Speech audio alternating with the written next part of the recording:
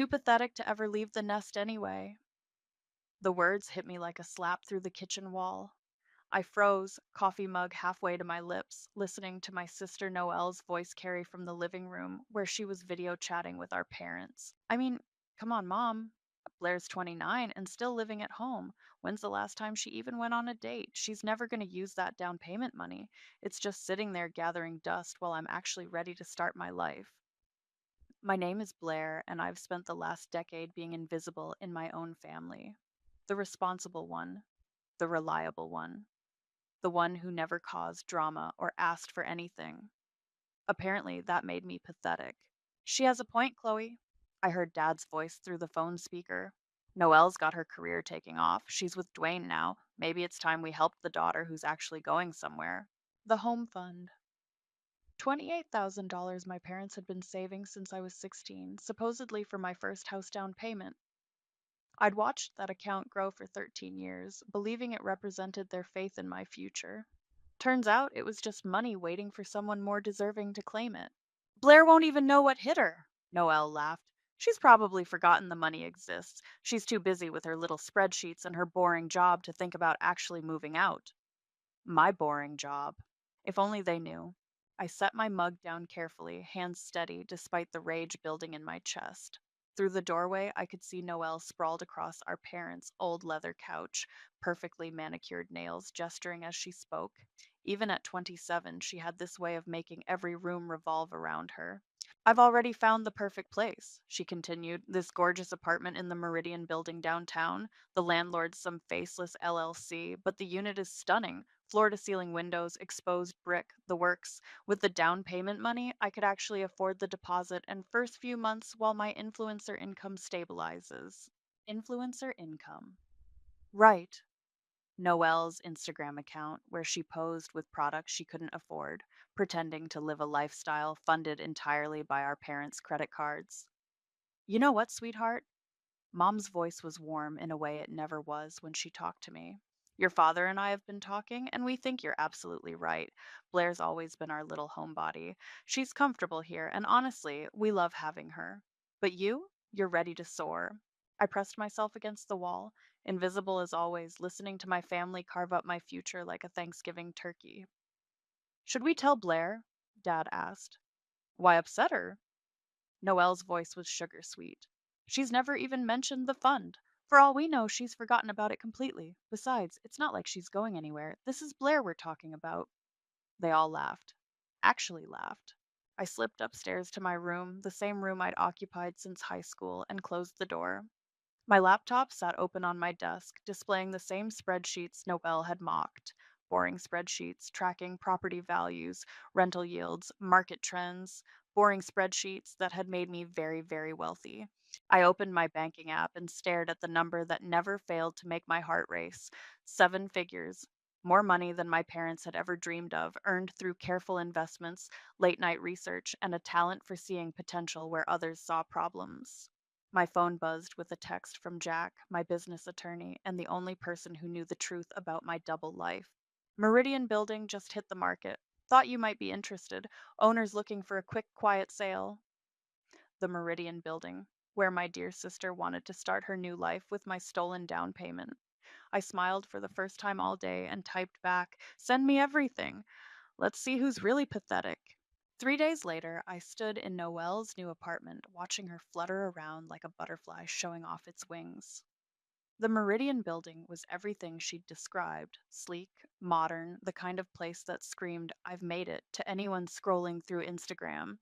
"Isn't it just perfect?" Noelle gushed to a cluster of her friends, all holding champagne flutes and nodding appreciatively. The moment I saw it, I knew it was meant to be mine. Mom and Dad beamed from the kitchen island, soaking up compliments about their successful daughter.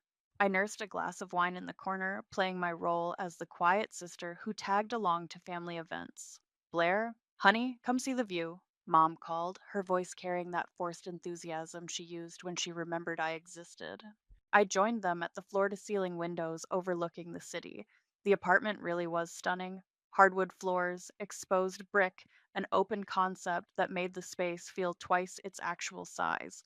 My sister had good taste, I'd give her that. "Must be expensive," I said casually. Oh, we helped with the down payment, Dad said, puffing up with pride. Sometimes you have to invest in your children's futures, you know. That's so generous of you both, said a woman I didn't recognize, extending her hand. I'm Eliza from 4B. I live just down the hall. Eliza looked to be in her mid-30s, with kind eyes and the slightly frazzled appearance of someone juggling too many responsibilities. She had paint under her fingernails and wore a cardigan that had seen better days. Blair, I replied, shaking her hand. Noelle's sister. Oh, how wonderful. It's so nice when family supports each other. Eliza glanced around the apartment. I have to say, your sister picked a great building, though I hope the new management company will be more responsive than the last one. New management company? I asked, keeping my voice neutral. Haven't you heard? Eliza lowered her voice. The building just sold. Some investment firm bought it last week. We're all a bit nervous about what changes might be coming. What kind of changes? You know how it is with these corporate landlords rent increases, stricter policies, fancy renovations that jack up costs. She sighed. I've been here 3 years, and it's been perfect. Affordable, quiet, great neighbors. I just hope whoever bought it doesn't try to push out the long term tenants. Across the room, Noelle was posing for photos with Dwayne, her boyfriend of 6 months. He had his arm around her waist, both of them grinning at the camera like they'd conquered the world. This place is going to look amazing on your feed, Dwayne was saying. Very aspirational. Your followers are going to eat this up. I know, right? And the best part is, it's all mine. Well, mostly mine. Noelle giggled. My parents helped with the deposit, but I'm covering rent myself, finally proving I can be independent.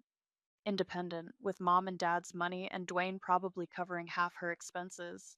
Excuse me, I said to Eliza. I need some air. I stepped onto the balcony, pulling out my phone.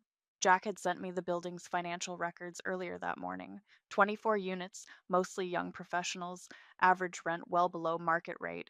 The previous owner had been hands off, more interested in steady income than maximum profit. My phone buzzed with a text from Jack.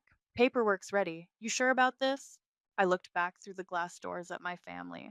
Mom was taking selfies with Noelle. Dad was explaining to someone how proud he was of his daughter's entrepreneurial spirit. Nobody had noticed I'd stepped outside. Blair! Eliza appeared beside me on the balcony. Sorry, I followed you out. You looked like you needed some fresh air, too. Just taking a break from the crowd. I get it. These parties can be overwhelming. She leaned against the railing. Your sister seems lovely, but I have to ask.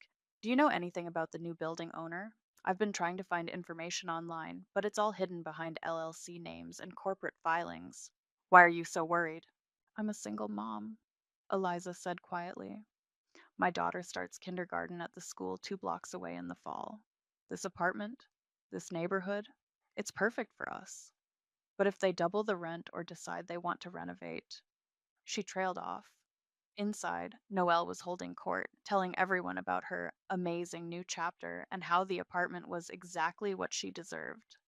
I'm sure it'll be fine, I told Eliza, the lie sitting heavy on my tongue. My phone buzzed again. Jack, building inspection scheduled for Monday. Once that's done, you'll officially own it. I typed back, perfect, let's move forward.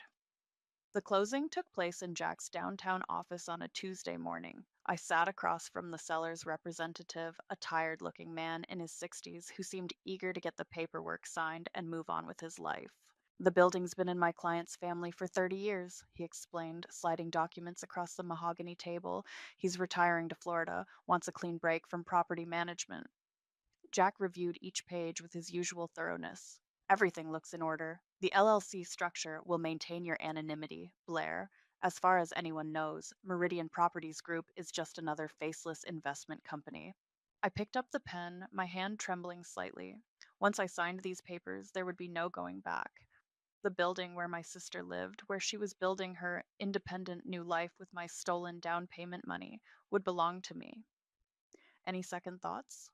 Jack asked quietly. None. I signed my name with a flourish. That evening, I sat at the family dinner table, cutting into Mom's pot roast while she gushed about Noelle's latest Instagram post. 43,000 likes already, Mom said, scrolling through her phone. Look at this one. She's doing yoga on her balcony at sunrise. So inspiring. The engagement on her content has really picked up since she moved, Dad added. Living in that building gives her credibility, makes her look successful. Speaking of the building, I said casually, how's Noelle settling in? Any issues with management or anything? Why would there be issues? Mom looked puzzled. I just heard the building changed hands recently. Sometimes new owners like to shake things up. Dad waved dismissively. I'm sure it's fine. These big investment companies know what they're doing. They want reliable tenants who pay on time. Noelle's exactly the kind of resident they'd want to keep. If only he knew. My phone buzzed with a text from Noelle. OMG, the weirdest thing happened today. These maintenance guys showed up and started measuring everything. My neighbor Eliza is freaking out, thinks we're getting new management. So dramatic, lol. I typed back, that does sound weird. Did they say what they were measuring for? Something about property assessment. Probably just routine stuff. Anyway, Dwayne thinks it might mean they're upgrading the building. Maybe we'll get new appliances or something. The next morning, Jack called while I was getting ready for my day job at the accounting firm. The property management company wants to schedule a meeting, he said.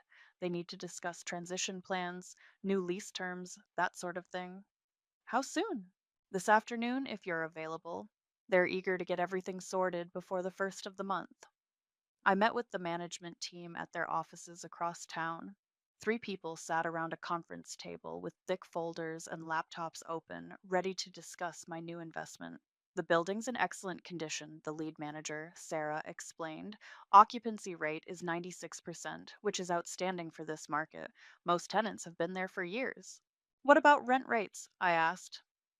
Significantly below market, another manager chimed in. The previous owner preferred stability over profit maximization. Current average rent is about 60% of what comparable units go for in the area. I see. I kept my expression neutral. And what would you recommend? Gradual increases, Sarah said. Maybe 15 to 20% annually over the next 3 years to bring everything up to market rate.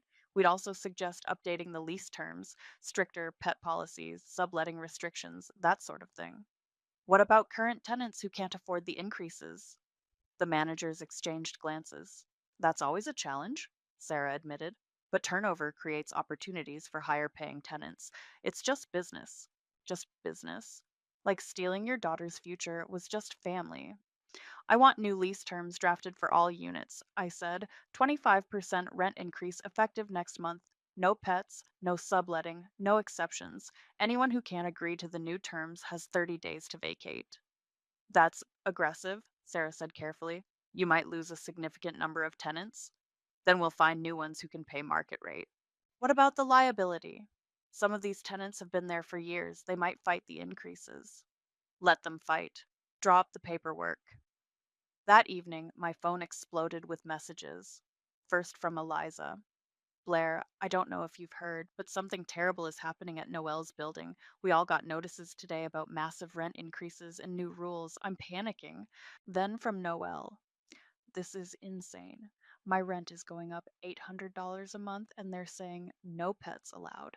Dwayne was going to move in with his dog. Who does this? Finally, from Mom. Blair, honey, do you know anything about property law? Some horrible company is trying to force Noelle out of her apartment. We need to find out who owns this building and make them see reason. I stared at the messages, a smile spreading across my face. Already on it, Mom, I texted back. I'll see what I can dig up about the new owners. The notices went out on a Friday. By Saturday morning, my phone was buzzing nonstop. Blair, thank God you answered. Eliza's voice was shaky. I know we barely know each other, but I'm desperate. Did Noelle mention anything about these lease changes? She's pretty upset about it, I said, pacing my bedroom. What exactly did your notice say? Rent increase from $200 to $500 starting next month. No pets, no overnight guests more than 3 nights per week, no subletting. And get this, they want a new security deposit equal to 3 months' rent. That's harsh. Harsh? It's impossible. I'm a teacher, Blair. I can't afford an extra $300 a month, let alone come up with $4,500 for a new deposit. And my daughter's goldfish apparently counts as a pet that has to go. I heard a child's voice in the background asking about the fish. I'm sorry, Eliza. I wish I could help. Actually, maybe you can. You work in finance, right? Do you know anything about property law? Some of the other tenants are talking about organizing, maybe finding a lawyer. I could look into it. I said carefully. What's the name of the company that sent the notices? Meridian Properties Group. Ever heard of them? No, but I'll see what I can find. After hanging up, I pulled up Noelle's Instagram. She'd posted a video rant about greedy corporate landlords that already had hundreds of comments. Her followers were eating it up, sharing stories about their own housing struggles and calling for boycotts of anonymous investment companies. This is exactly what's wrong with our system, she said into the camera, tears streaming down her face. These faceless corporations buy up buildings and destroy communities just to make a profit. They don't care about families, about people's lives, they just see dollar signs. The irony was delicious. My phone rang. Mom.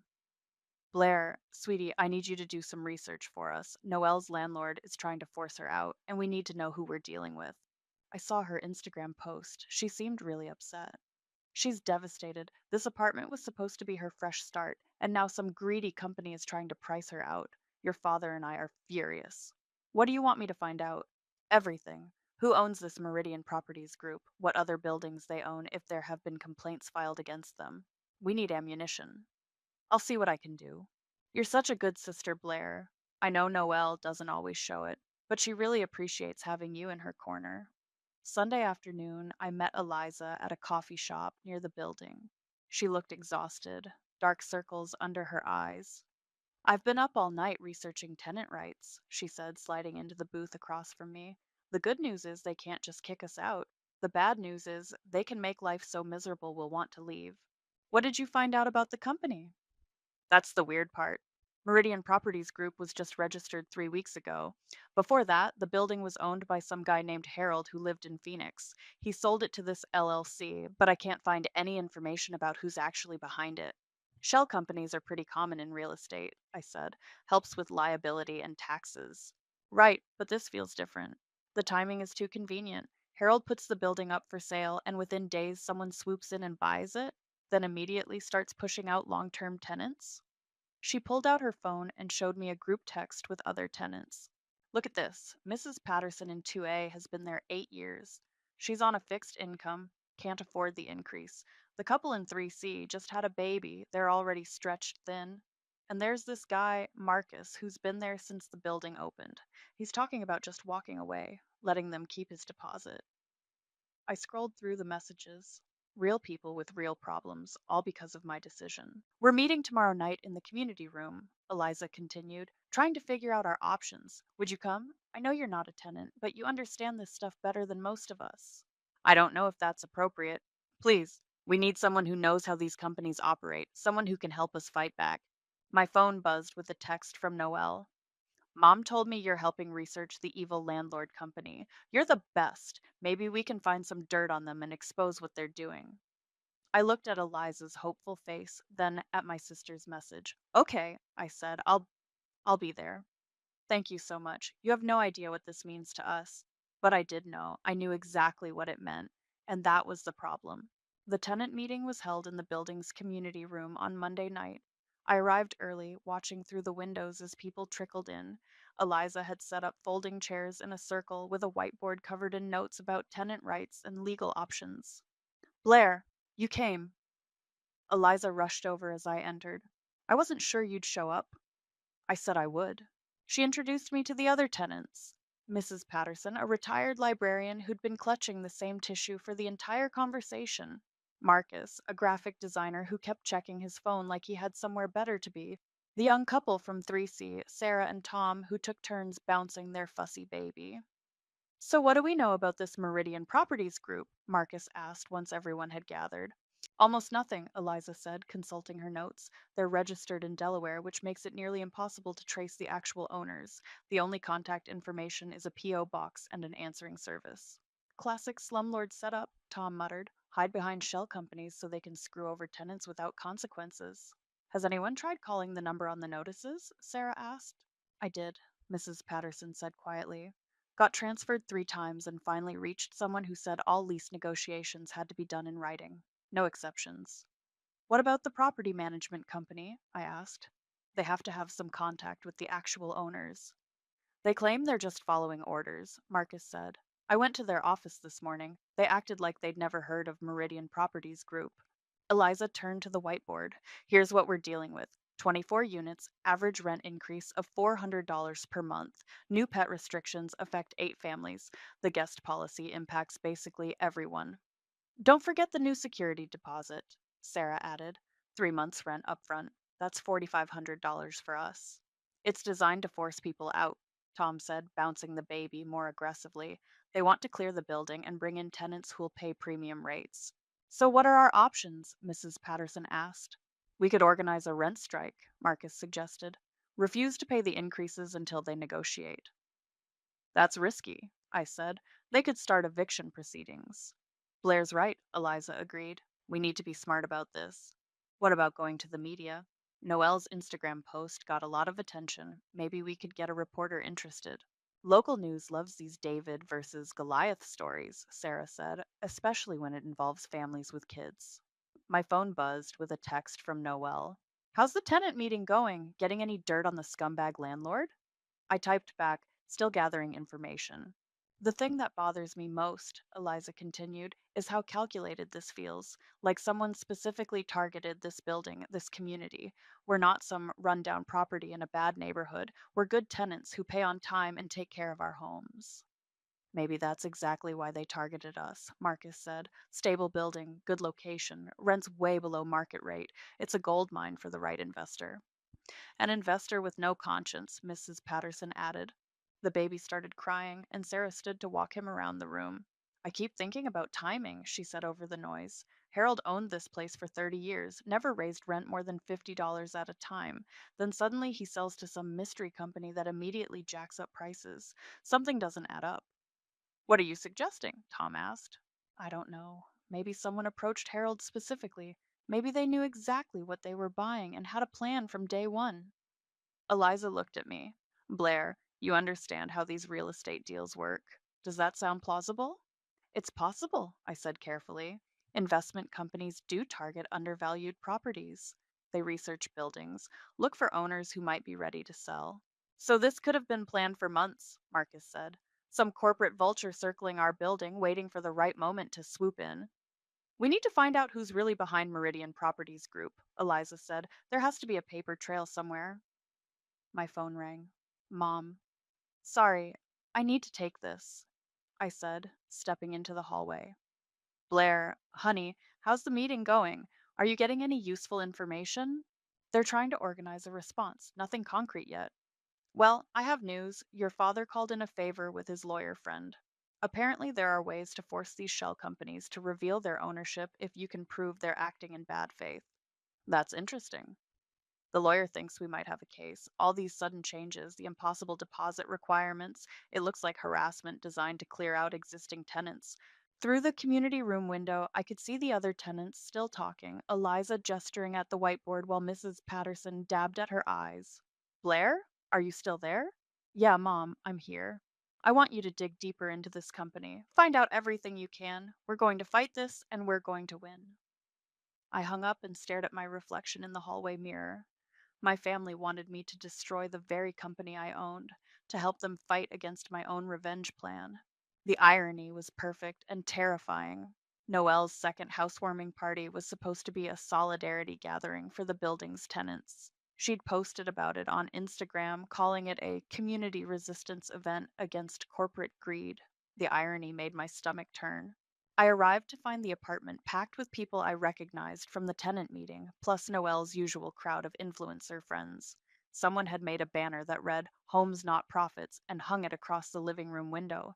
Blair! Noelle rushed over, phone in hand. I'm so glad you're here. I'm live streaming the whole thing. My followers are obsessed with this story. How many people are watching? Over 3,000 right now. The comments are going crazy. Everyone's sharing their own landlord horror stories.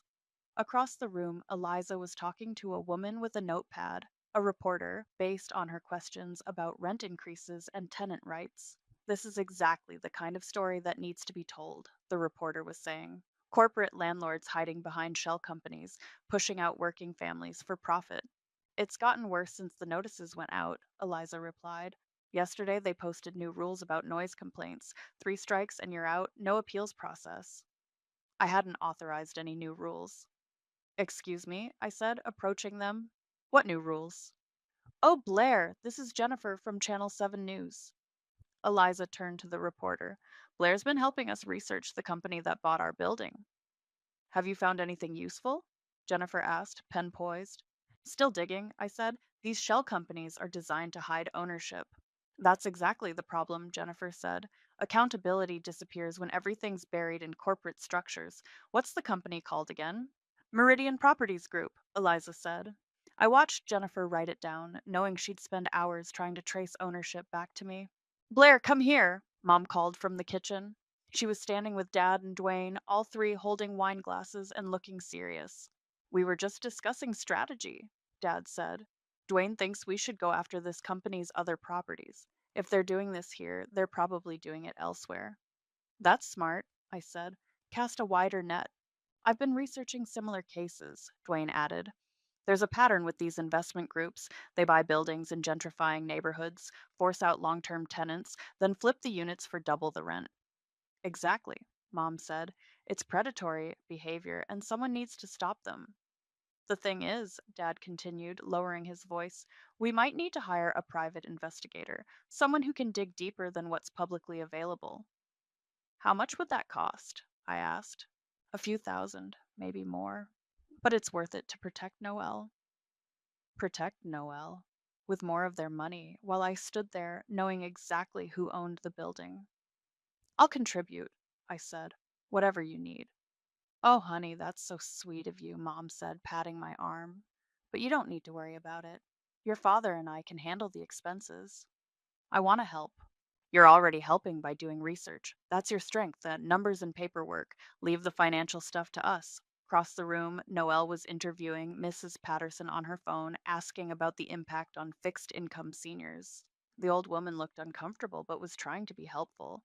This is such good content, Noelle said to her friend Maya. My engagement has tripled since I started posting about this. Brands love when influencers take on social causes. You're literally getting famous off your housing crisis. Maya laughed. That's so on brand for you. I know, right? And the best part is, I actually care about this stuff. It's not just performative. I walked onto the balcony, needing air. The city stretched out below, thousands of lights and windows where people were living their lives, paying rent, trying to get by. My phone buzzed with a text from Jack. Saw the news story online. You sure you want to keep pushing this? The media attention could complicate things. Before I could respond, Eliza joined me outside. Overwhelming in there, she said. A little. I wanted to thank you again for helping us. I know you're not even a tenant, but you've been incredible. I'm just doing research. It's more than that. You care about what happens to us. That means everything. She looked back through the glass doors at the party. Sometimes I wonder what kind of person buys a building full of families and immediately tries to kick them out. Like, do they think about the real impact? The kids who have to change schools? The elderly people who can't afford to move? Maybe they don't think about it at all, I said. That's what scares me most. The idea that we're just numbers on a spreadsheet to them. Inside, Noelle was wrapping up her live stream. We're going to fight this, she told her audience. Corporate greed won't win. Not in our building, not in our community. The comments were flooding in with heart emojis and fire symbols. Her follower count had jumped by 2,000 since the stream started. Blair, she called, spotting me through the window, come say something to my followers about the research you're doing. I shook my head and held up my wine glass, mouthing, too shy. She laughed and turned back to her phone. My sister's the brains behind our investigation, but she's camera shy. Don't worry, we'll get justice for everyone. Justice. If only she knew. The emergency tenant meeting was scheduled for Thursday at 7 p.m. I'd called it myself through the property management company, requesting all tenants attend for important updates regarding building ownership and lease terms. I arrived early, setting up a small table at the front of the community room. Jack sat beside me with a briefcase full of documents. My hands were shaking as I arranged papers, but my voice would be steady. I'd practiced this moment for weeks. You sure about this? Jack whispered. It's time. Tenants began filtering in. Eliza waved at me from across the room, looking confused about why I was sitting at the front table. Mrs. Patterson shuffled in with her walker, followed by Marcus, Sarah, and Tom with their baby. and a dozen others I'd seen around the building. Then my family arrived. Mom, Dad, and Noelle entered together, Noelle already filming on her phone. "This is it, guys," she said to her camera. "We're finally going to meet the mysterious new owner. Time to get some answers." They took seats in the front row, directly across from me. Mom smiled and gave me a little wave, probably wondering why I was sitting with the lawyer. "Good evening, everyone," I said, standing up. "Thank you all for coming." The room quieted. Eliza looked puzzled. "Blair, what are you doing up there?" "I called this meeting because there's been some confusion about the building's ownership, and I thought it was time to clear things up." "Are you representing the tenants?" Marcus asked. "Not exactly." I picked up the deed from the table. "My name is Blair Mackenzie, and I'm the owner of this building. Meridian Properties Group is my company." The silence lasted exactly 3 seconds. Then chaos. "What?" Eliza shot to her feet. "That's impossible. You've been helping us fight." "You're the landlord?" Mrs. Patterson's voice was barely a whisper. "Blair, what the hell are you talking about?" Noelle's phone was still recording, capturing her genuine shock. Mom and Dad looked like they'd been slapped. "Honey, this isn't funny," Mom said. "Stop joking around." I pulled out the signed deed and held it up. "I purchased this building 3 weeks ago for $2.8 million. Cash." "You don't have that kind of money," Dad said, his voice getting louder. "Blair, what kind of game are you playing?" "No game, Dad. I've been investing in real estate for 8 years. I own 6 properties across the city, worth about $12 million total." The room erupted again. Tenants were shouting questions. My family was staring at me like I'd grown a second head, and Noelle was still filming everything. "This is insane," Noelle said to her camera. "My sister just claimed she's our evil landlord. This has to be some kind of breakdown." "Show them the bank statements," I said to Jack. He opened his briefcase and pulled out financial documents. "Blair's net worth is approximately 11.8 million. She's been operating under several LLC structures for tax purposes." "But how?" Mom's voice cracked. "You work at an accounting firm. You live in our house. You drive a 10-year-old Honda." "I live simply because I'm building wealth, Mom. Every dollar I didn't spend on clothes or cars or fancy apartments went into investments." "Well, we gave away your down payment money," Dad said slowly, the realization hitting him. "The money you gave to Noelle, yes. $28,000 that was supposed to be for my future." Eliza was backing toward the door. "You lied to us. You sat in our meetings, pretended to help us while you were the one trying to destroy our lives." "I never lied about wanting to help you." "Bullshit!" Marcus stood up. "You raised our rent by 25%. You're trying to kick out families." "I'm bringing rents up to market rate." "Market rate?" Sarah was crying now, the baby fussing in her arms. "We can't afford market rate. That's why we lived here in the first place." Noelle lowered her phone, her face pale. "Blair, tell me this is some kind of sick joke." I reached into my folder and pulled out a personalized eviction notice. "Noelle Mackenzie, Unit 5A. You have 30 days to vacate the premises or agree to the new lease terms. Rent will increase from $800 to $2,400 per month, effective immediately." "You can't be serious." Noelle's voice was barely audible. "I'm dead serious. You wanted to prove you could be independent? Here's your chance." "Blair!" Mom was on her feet now. "What has gotten into you? This isn't like you at all." "Isn't it? The quiet daughter who never asks for anything? The pathetic sister who's too boring to ever leave home?" "We never said?"